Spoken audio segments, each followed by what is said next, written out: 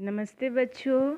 आज मैं माधुरी तिवारी कक्षा 10वीं की पुस्तक क्षितिज से राम लक्ष्मण परशुराम संवाद का छठा प्रसंग तथा अंतिम प्रसंग पढ़ाऊंगी। तो चलो शुरू करते हैं।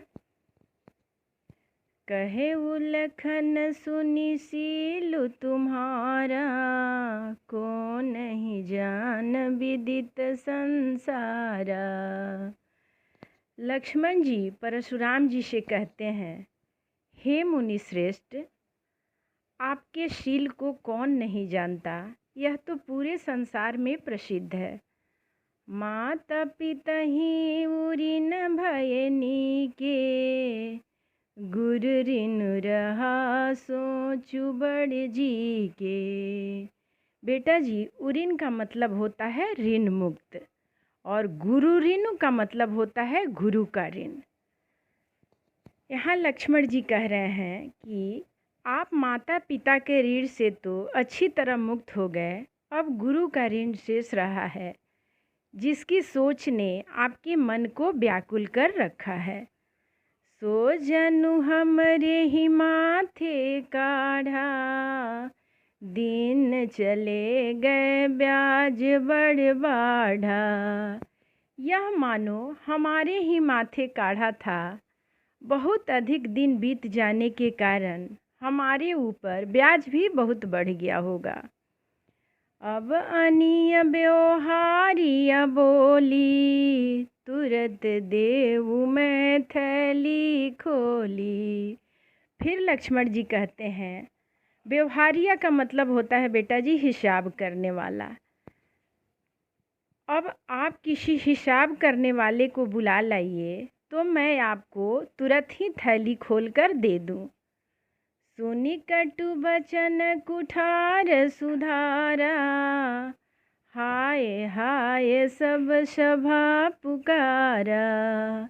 लक्ष्मण जी के इस प्रकार के कठोर वचन और कड़वे वचन सुनकर परशुराम जी गुस्से से अपना कुठार संभालते हैं। पूरी सभा हाय हाय करके पुकार उठती है। भृगुवर परशु देखावहु मोही, विप्र विचारी बचन नृप दोही।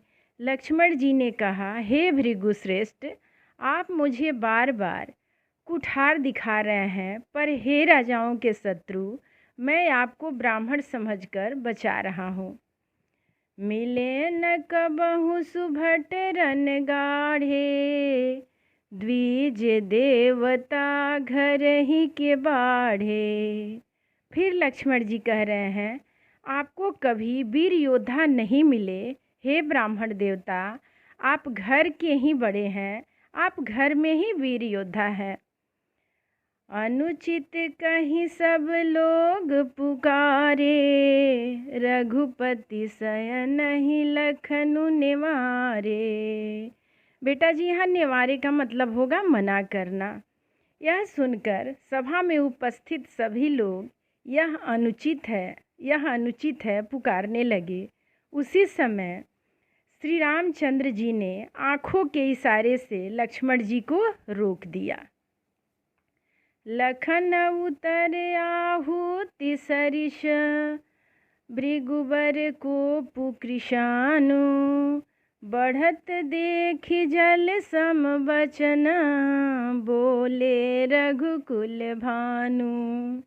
लक्ष्मण जी के उत्तर आहुति के समान थे, जिनसे परशुराम जी के क्रोध रूपी अग्नि को बढ़ते देखकर रघुकुल के सूर्य अर्थात श्री रामचंद्र जी जल के समान शांत करने वाले वचन बोले। धन्यवाद।